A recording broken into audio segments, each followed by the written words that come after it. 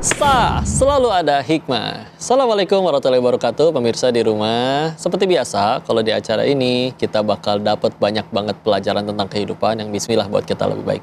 Kali ini ada seorang bunda yang usianya sudah 60 tahun, udah punya cucu 6, tapi masih berprofesi yang ini butuh power, butuh energi banget, yaitu sebagai driver ojol, nganterin barang, jemput orang. Maka Masya Allah, kita belajar dari beliau ya. Assalamualaikum warahmatullahi wabarakatuh, Ibu Dewi. Waalaikumsalam. Sehat, Bu? Alhamdulillah sehat. Alhamdulillah. Terima kasih diizinin mau bisa ngobrol bareng di sini, izin belajar ya. Iya. Masya Allah. Jadi benar ini Ibu, setiap hari itu benar-benar di jalan, bawa motor? Betul. Udah dari kapan? 2016. 2016 sekarang 2024 udah 6 Kurang lebih tahun ya. 7 tahun. 6 sampai 7 tahun. Masya Allah. Dulu kenapa milihnya itu, Bun? Kepengen atau satu keterbatasan? kebutuhan ekonomi sudah pasti. Iya. Kemudian dengan usia saya waktu itu sekitar 50-an lebih, siapa yang mau terima saya bekerja? Betul. Jadi pada saat saya bergabung di salah satu ojek online itu, ditulis tidak ada batasan umur. Oh, memang benar-benar tidak ada batasan ya? umur. Saya nggak tahu kalau sekarang barangkali mungkin ada, tapi kayaknya sih tidak ada batasan umur. Jadi akhirnya coba-coba deh gitu. Jadi saya daftar, langsung diterima. Mungkin daripada saat saya daftar itu semua laki-laki memang. Kayaknya saya cuma perempuan sendiri deh pada waktu daftar tuh ya? Pada saat daftar. Alhamdulillah. Terus di mana mangkalnya biasanya, Bu? Saya nggak mangkal, kebetulan saya hanya membawa barang. Oh, pilihnya barang Iya, aja. jadi memang sejak awal saya memilih untuk membawa barang karena saya pikir benda mati ya. Kalau orang tuh saya takut, kita perempuan. Iya. Saya juga nggak tahu yang mau ini laki-laki atau perempuan, saya nggak tahu juga. Iya, yang maksudnya. Jadi nggak kelihatan. Ditambah gitu. kadang apa takut badannya lebih gede dari kita, lebih itu susah dia. jaga keseimbangannya. Iya, itu dia. Tapi kan barang juga kadang ada yang gede, Bu. Kalau yang gede saya bisa skip. Oh, boleh ya kayak gitu ya? Jadi kita cari uang, tapi kan saya juga butuh selamat. Betul, jadi, betul. Yang kira-kira saya merasa ini jadi bahaya, jadi apa, saya nggak ambil. Iya, itunya berarti sudah bisa dipilih yang mana yang kita sanggup. Kalau masalah jarak, paling jauh kemana? Kalau jarak, saya pernah ke Cikarang. Pokoknya Jabodetabek, bener-bener Jabodetabek. Cikarang, Bekasi, Depok, Bogor. Mungkin Bogornya agak sini ya, nggak kota Bogornya. Dan itu kan berarti kan berangkatnya aja mungkin bisa 1 jam lebih. Kalau barang itu tergantung, biasanya pengambilan itu tidak jauh dari lokasi rumah kita tinggal. Dan berangkat bolak-balik kan pasti luar biasa tuh. 2 jam kayaknya perlu tuh. Dari pagi sampai sore. Benar-benar ya? Iya, berarti bisa berapa kali nganter dalam sehari, Bu? Saya lihat pada saat dulu saya bisa 2 atau 3 beat satu hari. Tapi sekarang dengan usia, saya tidak lagi. Paling 1 kali aja. 1 kali aja. Anak-anak ya? juga udah besar, udah banyak bisa bantu. Dari jam berapa biasa mulai? Jam-jam 10 ke atas. 10 ke atas. Jadi sore udah sampai rumah. Terus sehari bisa dapat berapa tuh memang, Bu, kira-kira? Tergantung. Jarak juga ya? Tergantung jarak. Tapi rata-rata saya ambilnya order itu kan kita bisa milih kalau memilih paket. Jadi yang di atas 100 lah yang saya ambil gitu. Oh gitu. Di atas 100. Tapi kan dengan di atas 100 itu berarti juga jaraknya kudu lumayan jauh ya, Bu? Iya, kalau terlalu dekat juga kan? Iya. Ini. Kalau lagi untung maksudnya tidak jauh-jauh ya Pak ya. Maksudnya seputaran Jakarta tapi bisa dengan argo yang segitu. Tapi kalau pas lagi enggak ya ke Tangerang, kemana, tetap. Jadi pulangnya ya udah. Tapi biasanya pulangnya saya tetap nyalakan. Kalau syukur-syukur dapat arah pulang, jadi saya tidak rugi bensin. Pakai Matic, pakai gigi, pakai Matic. Matic ya. Iya. Dan terus pakai tetap jaket kan terus. Tetap. Terus pernah ada yang kayak ngeledekin nggak, ngehina kan yang lain mungkin bapak-bapak. Ya kadang-kadang dipanggilnya Mas melulu. Ya Mas, ya Pak gitu. Karena memang kan rata-rata. Ya nggak kelihatan juga pakai helm ya. Iya, rata-rata memang laki-laki kan pekerjaan ini gitu. Pernah nyampe sakit nggak, Bu? Kecapean? Kalau sakit, alhamdulillah adil ya Allah juga. Adil ya. Saya tahu dia tahu saya ini mencari nafkah untuk anak-anak, gitu ya. Lillahi ta'ala. Dengan niat memang untuk keluarga. Jadi alhamdulillah Kalau sakit-sakit yang gimana nggak pernah, paling pilek-pilek biasalah, namanya kena angin. Cuma sekali pernah kena COVID. Kadang yang kita yang biasa-biasa aja bisa sembuh tuh pakai obat warung. Sedangkan yang punten mohon maaf ya, kalangan yang uangnya katanya banyak, apalagi ternyata mohon maaf ngambilnya dari uang yang nggak halal, itu nggak bisa tuh sembuh pakai obat warung. Harus berangkat ke luar negeri, berobat ke dokter luar negeri. Ya itulah kehadiran Allah ya. Maka pun katanya pernah sampai jatuh gitu itu. Iya, jadi dijamret. Dijamret, terus Iya, lukanya? di flyover. Oh, entar dulu kan. Itu jangan dikasih lihat dulu nih biar supaya pemirsa ini penasaran nih ya. Nanti kita akan ambil hikmah dari kisah yang selanjutnya bismillah ya. Tetap di Sah, selalu ada hikmah. Kan dijamret, jadi saya jatuh dari motor. Saya 3 bulan. Itu besot-besot berdarah gitu Iya, juga. besar-besar. Iya, terus kaki sebelah kiri.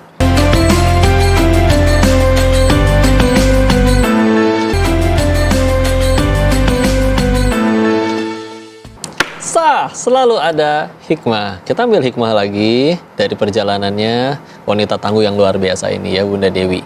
Bun, ini ada yang penasaran, Bun. Katanya beneran setangguh ini usianya udah 60, Bun. Ini KTP saya. Tuh, ditunjukin KTP-nya loh pemirsa ya. Saya nggak liatin ke kamera ya, nanti ada yang menyalahgunakan, tapi saya lihat bacain. Insya Allah Sukabumi, iya benar, 1964. 23 November 1964, Masya Allah. Sekarang 2024, benar 60 ya. Masya Allah, Masya Allah. Coba tuh malu yang masih muda-muda, umur 20, 30, masih minta ke mamahnya. Aduh, naudzubillah.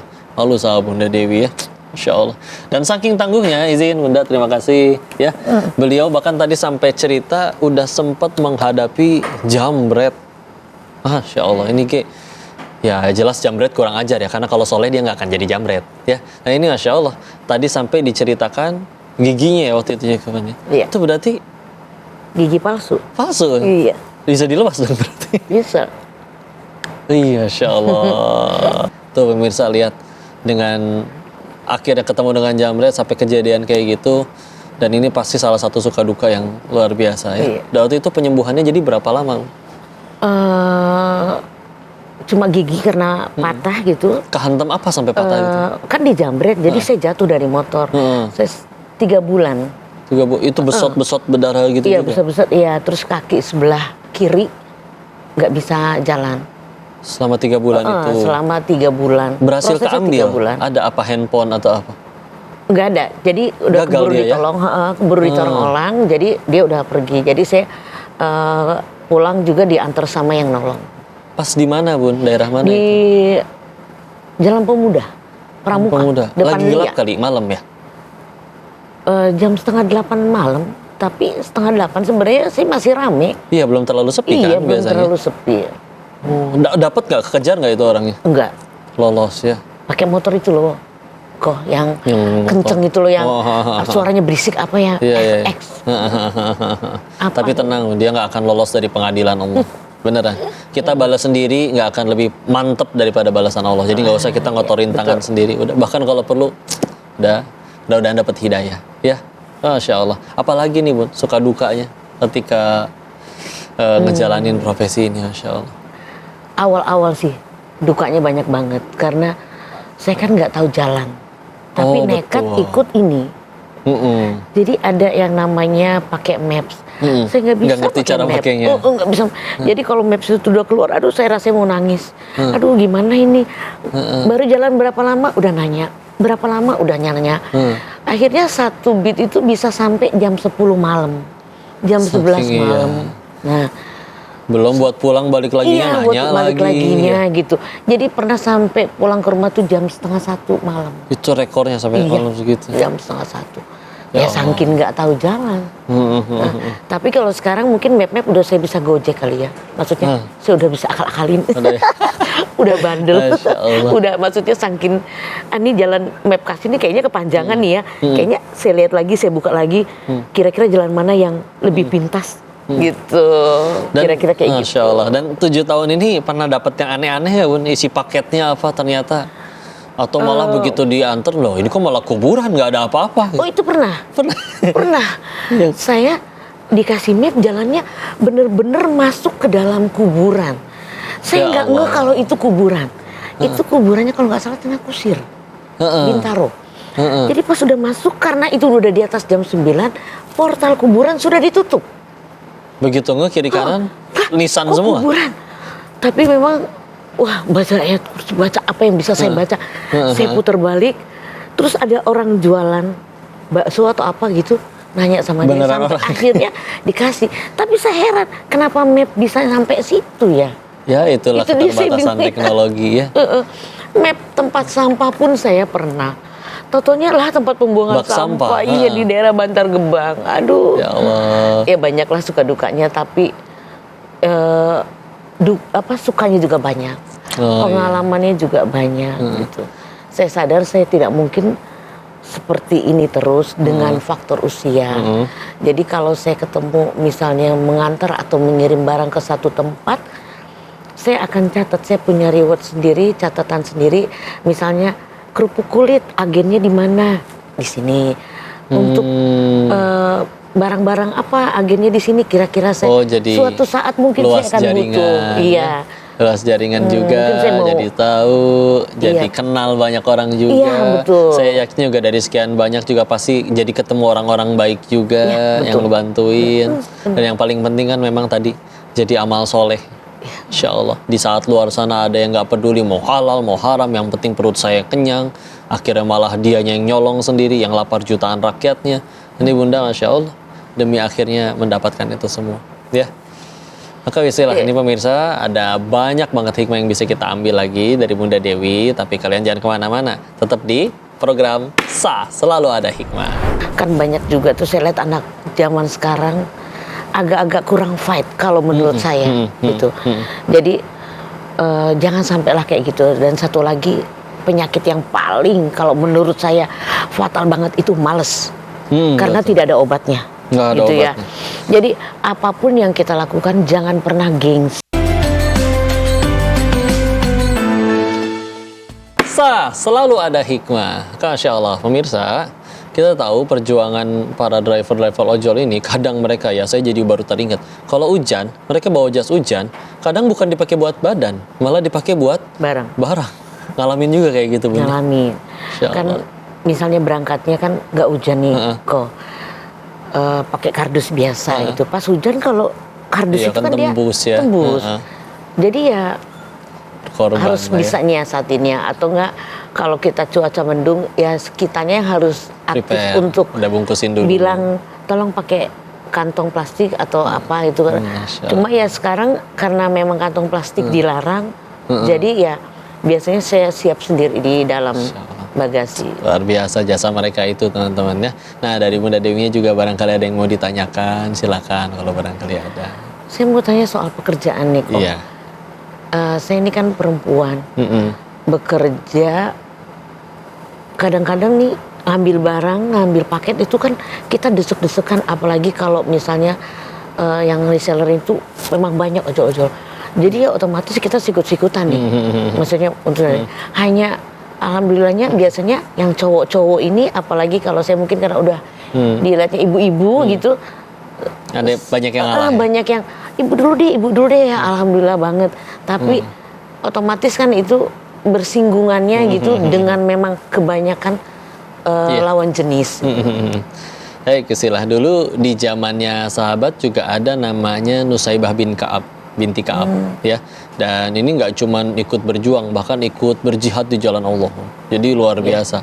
Dan kalau ngelihat kondisi Bunda seperti sekarang kan sebetulnya kan jatuhnya ya kayak tadi ya, ada uzur, ada keterpaksaan yang kalau bisa pengennya juga mah nggak kayak gini dong, pengennya enak, nikmati. Tapi ya begitulah manusia, dengan apapun kondisinya nggak pengen menyerah seperti Bunda dan kita tetap berusaha. Maka kok yakin sih Allah dengan maha keadilannya tentu akan membedakan.